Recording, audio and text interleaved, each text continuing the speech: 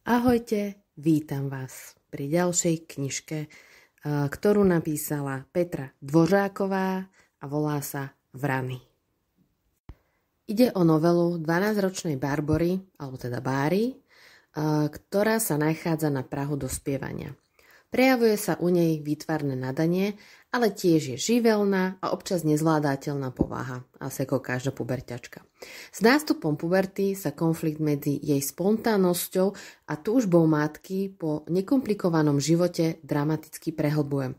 Zvlášť v kontraste s jej o niečo staršou, ale poddajnou sestrou. Čím viac chce Bára svoju prirodzenosť realizovať, tým úpornejšie sa jej okolie snaží tieto nezrozumiteľné a priemerné sa vymykajúce potreby ovládnuť.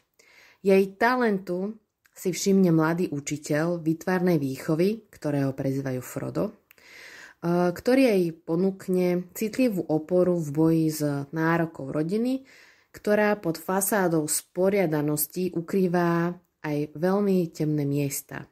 Lenže Bára svoju vojnu stále prehráva.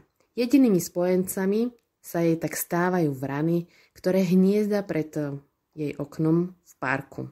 Svet, na ktorý sa Bára stále mocnejšie napojuje. To bol v skratke obsah danej knižky.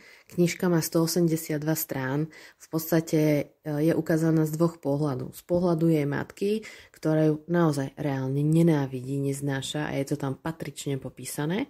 A z pohľadu Báry, alebo Barbory, ktorá je úplne že chudiatko v tomto celom. A je to veľmi ťažká kniha a napriek tomu, že má 182 strán, iba 182 strán, nedáte ju na jedenkrát. Budete si podľa mňa musieť trošku oddychnúť, predýchať niektoré pasáže a budete mať čo robiť so svojimi pocitmi. Ak to je psychicky trošku labilnejší, tak tú knižku vôbec nedá. Ale je výborná. Naozaj klobúk dole pred autorkou, je naozaj výborná a úprimne vám poviem, tú matku by som chytila a oplieskala o stenu, nech sa zobudí.